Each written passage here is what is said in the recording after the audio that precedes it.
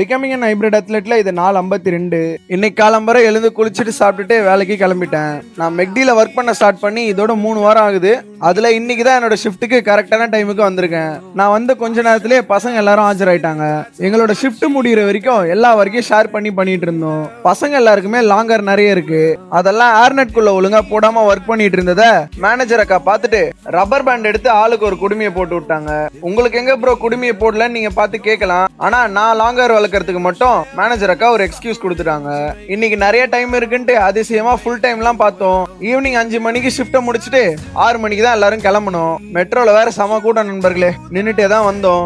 இப்ப இருக்க ஒரே வேலை என்னன்னா ஜிம்முக்கு போறது மட்டும்தான். வீட்டுக்கு போயிட்டு ஜிம்முக்கு வரணும்னா கொஞ்சம் லேட் ஆயிடும். அதனால ஒர்க்ல இருந்து வரப்பே டைரக்டா ஜிம்முக்கு போயிட்டேன். இன்னைக்கு ஃபுல் அப்பர் பாடி ட்ரெயின் பண்ணலான்னு இருந்தேன். எதர்ச்சியா ஜிம்ல வீர் பிச்சனை பார்த்தேன். அவன் ஃபுல் பேக் ட்ரெயின் பண்ண போறேன்னு சொன்னான். சரி ரொம்ப நாள் ஆச்சு, அவன் கூட ஒரு டெட் லிஃப்ட் செஷன் வச்சுப்போன்னு யோசிச்சேன். வெயிட்ஸ் எல்லாமே மாறி மாறி நல்லா தான் தூக்கிட்டு இருந்தோம். வீர் பிச்சானுக்கு என்னன்னு தெரியல, இந்த 110 கிலோ மட்டும் ரொம்ப மக்கர் பண்ண ஆரம்பிச்சிருச்சு. நானும் அவனுக்கு மோட்டிவேஷன்லாம் பண்றேன். ஆனா பையனால லிஃப்டே பண்ண முடியல.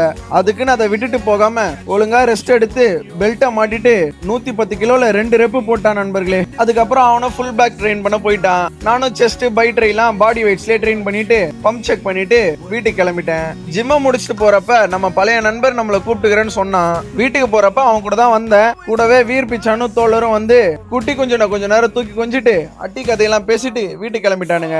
அதுக்கப்புறம் நான் வீட்டுக்கு வந்த உடனே எனக்கு ஒரு சர்ப்ரைஸ். நம்மளோட ஒரு குட்டி சப்ஸ்கிரைபரு என்னோட வீடியோ எல்லாத்தையும் டெய்லி பாக்குறா போல. வீடியோல நான் எப்பவுமே என்ன சொல்லணும்னு சும்மா கேட்டேன். அதுக்கு நீ வீடியோல எப்ப பார்த்தாலும் காப்பி தான் சொல்ற அப்படின்னு என்னைய கலாய்க்கிற நண்பர்களே. அப்படியே அந்த குட்டி சப்ஸ்கிரைபரோட டைம் ஸ்பெண்ட் பண்ணிட்டு இன்னைக்கு நாளை முடிச்சுக்கிட்டேன். நாளைக்கு பார்ப்போம்.